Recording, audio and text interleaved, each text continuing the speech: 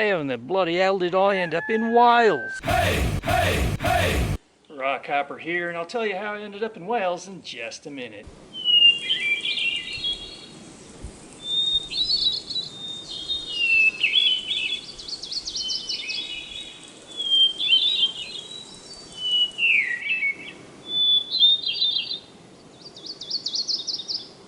So I was out roaming around looking for this place here. And what this place is, it's a part of Maple Canyon. And this particular canyon is called Box Canyon. And we're going to check this one out, because this one supposedly is the really cool magical one with the crazy rock formations, tall walls, and all that good stuff. The canyons in this region are composed of Cretaceous conglomerate rock. And what happened is geologic processes moved a whole lot of sediment, and that sediment, through pressure and time, hardened, solidified all of this into rock, some of which goes down below me 15,000 feet, and then it uplifted, and erosion created the canyons that we have now. So what you're seeing here is actually just the tip of the iceberg. So now that you've got that information, let's come on and go hiking. Conglomerate rock consists of mainly round rocks that have been glued together by sediment. And the difference between this and breccia is that breccia, although very similar, generally is composed of triangular or other shaped rocks. I'm here in central Utah. So we're gonna go explore up this thing, and apparently there's like a waterfall up there somewhere. These cicadas are everywhere. They're up in the trees and they're flitting around every now and then. You see them flying. This will give you an idea of kind of how big these things are. You can see my finger there for relative size. These ones aren't the biggest I've ever seen. I've seen some pretty big ones before. People come from all around to climb these walls. And it is a little bit different. You are climbing that conglomerate rock as opposed to granite or other rock formations. This route is called Jesus Freak, and it's a 5/12D pitch.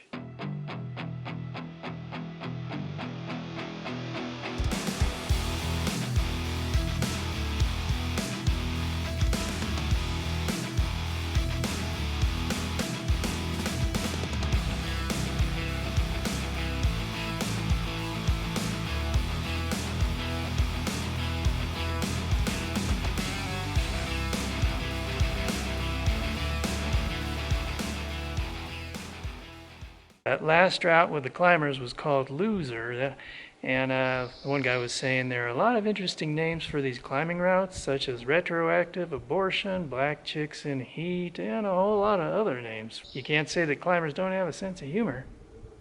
Here's some other funny climbing route names.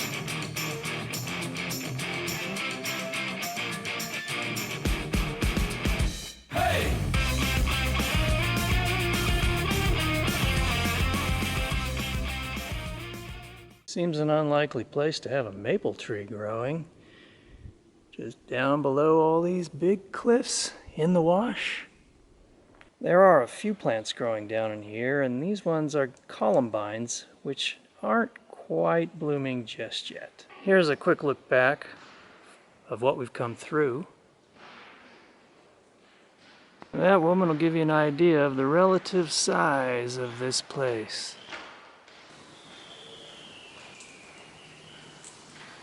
On a hot day, this is a good place to come and hike because you're in the shade.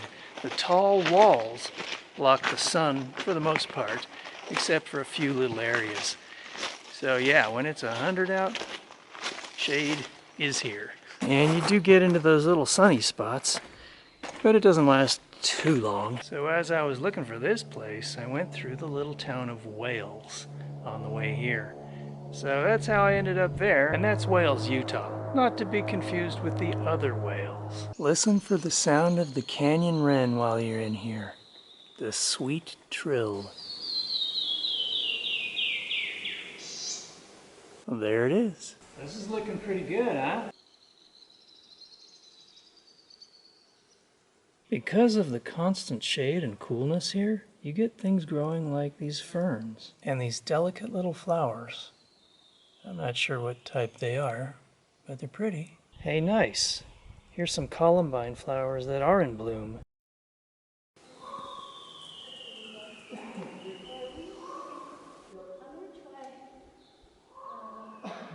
I didn't expect to find raspberry bushes, but here they are. We've got our first sign of water here in an otherwise dry canyon bed. These plants are stinging nettles. Be sure not to touch them because they do have a nasty burning sting. But, interestingly enough, you can actually eat them as long as you cook them. And they have a lot of nutrition and they are very good for you. Well, this is interesting. Looks like we're going to have to do a little bit of scrambling underneath these rocks here. Well, maybe not. I found another, what looks to be a little route around the rock, so let's take that instead. Yeah, we'll just go up and around. No problem at all. Yep. But there might be some harder places ahead. Hey, look at that. Looks like we've got a little stream going on here now. That's pretty cool. Here's a look behind us for just a sec. Did you hear that crow? Continuing on, we've got to go up and around this rock. And this might be a little tricky for some of you. So just keep that in mind, what your hiking level is. I don't want you to get in trouble. And then we encounter this. I think this would strike fear in the heart of that guy, Aaron Ralston. In 2003, Aaron Ralston descended alone into Utah's Blue John Canyon, where he dislodged a boulder that pinned his right wrist to a rock wall. Trapped for days, he ended up amputating his lower arm by cutting through it with a pocket knife. After doing so, he hiked to get help. The movie 127 Hours was made about the incident. Yeah, that rock looks like it's rather precariously hanging there. And this is, of course, Utah.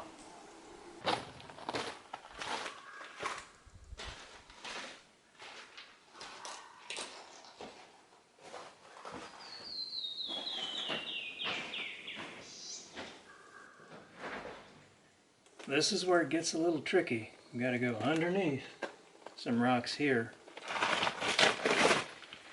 Right through here.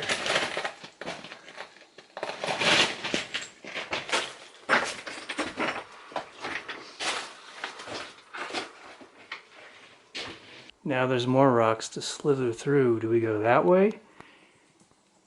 Or that way? Or through there? Let's give this way a go.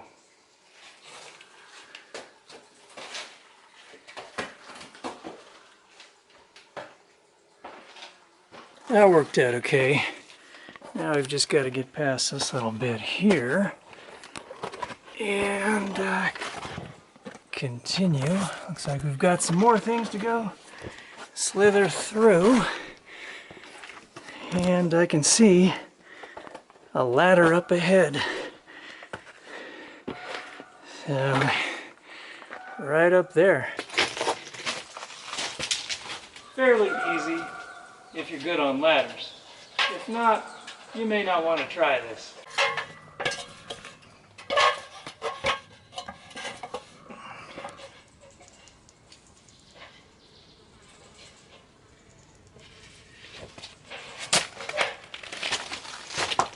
Somebody's having fun stacking rocks at the top of the ladder. There is an added rope for safety where that ladder is, and that's where you come up through, and this is the scenery behind it. It's probably not even noon yet, and I can feel the heat coming on, but it sure feels good being right in here with this cool shade. Not far beyond the ladder, somebody placed a branch in there, so it's easier to get up these rocks.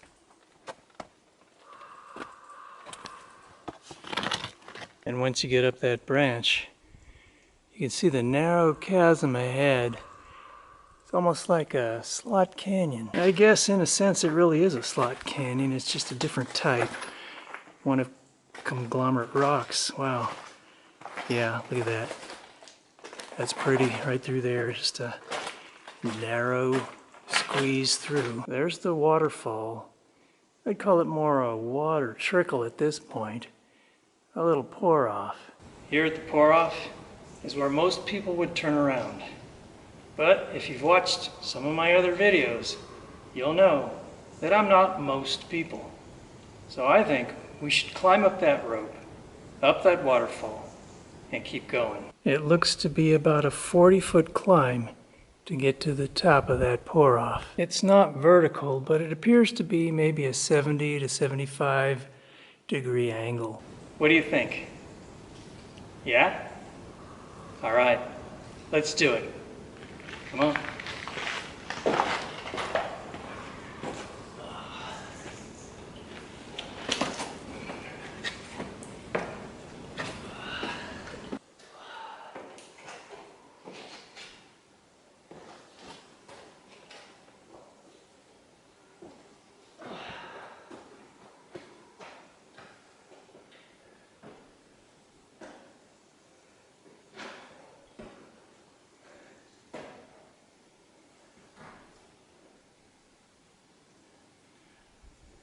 Made it to the top. Those rocks that were in the water were a little bit slick and slippery. I think I can accurately say that this rope climb would not be for everybody. Thankfully, it was a strong, good rope. Looks like another rope climb is in order just up ahead from the first one. And that's what's above us. This rope climb was relatively easy compared to the last one. And the last one is just right down there. And that's the canyon behind it. Here's a different variety of cicada. This one's a lot bigger. This one's also dead. I don't imagine this cicada really wants to be surfing in this water. Maybe I'll just pluck him out and lend him a hand. Come on, little buddy. Get on some dry land there. Oh, you look kind of dead. Yeah, might be a little late for that, huh? Oh, no, he's actually still alive. Oh, there you go, bud. You can dry out. Here's a closer look at the cicada. So now we're following a stream, a constant stream. So let's see where this ends up taking us. We're heading up and around the corner here. More of the same. Wow, look at this. This is nice. It's like a little green Eden up here. Got ferns and trees. A whole lot of ferns lining the stream. And some pretty little flowers here too. And we have here what I'm pretty sure is an elderberry bush. I actually had one growing in my yard in Oregon. And you can tell by the bark here, the flat clusters of flowers that are about to appear. And elderberries can be made into jam and wine and things like that, but if you eat them raw, they are kind of toxic. I don't know what I'm smelling up here, but it smells pretty funky, like something died. That would be it. Some bird died. Looks like it was a crow. That's a good reason right there to always purify your water unless you get it straight from the source and you know it's pure. Now this is interesting. It's really narrowing down right now.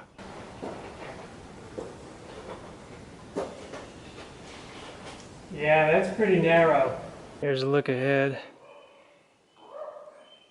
I hear a crow and some kind of bird of prey, sounds like it's nesting. Some chicks, maybe. Look at that little flower. No leaves, just growing right in the stream there. Let's slip on through here. Going in underneath these rocks here. And, oh, I hear a bird. Ooh, a whole lot of yellow jackets or something up there. Oh, there's a little canyon wren right there. Hey, buddy. Sing us a song. Hey, there's two of them.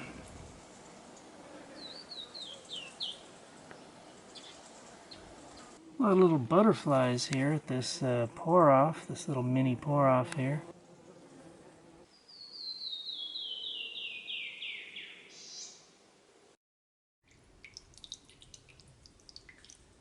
let's go up this and continue. And it's getting really green up here. Wow, really green. Gotta be careful of that stinging nettle there. Well, that'll hurt if it gets you as we go through this greenery here. See what's back up along here. Duck under these branches. I think we must be getting kind of close to the end here. Ooh, looks like the stinging nettle gauntlet. I think that's the top up there. I think we're almost at the end. Oh, I've got shorts on. I think I just got nailed by one of the nettles. Yeah, sometimes it just goes with the territory. Careful as you can be, but you get hit. Yeah, right there. Some others up ahead. We must be getting up in elevation. That looks like a fir tree right there. You can eat the young needles. Well, you can eat all the needles if you want to, but the young ones are much better. Got a lot of good vitamin C in them. Wow, surprised it just keeps on going. I'm pretty sure we're almost at the top now. There's my little hiking buddy. There he goes. See you later, Mr. Lizard. Oh, you gonna do some push-ups for me? Okay. You look threatening. Yeah, I'm scared. How about some more push-ups, buddy? Puff up a little bit there. No? Okay. I just looked down and saw this guy. Well, there he is.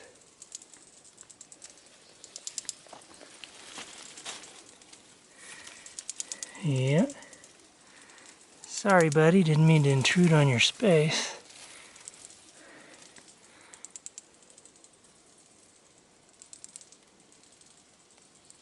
Always keep an eye out for rattlesnakes, I am. I learned to do that in Arizona. See you later, bud. Have a nice day. Catch you around the bend.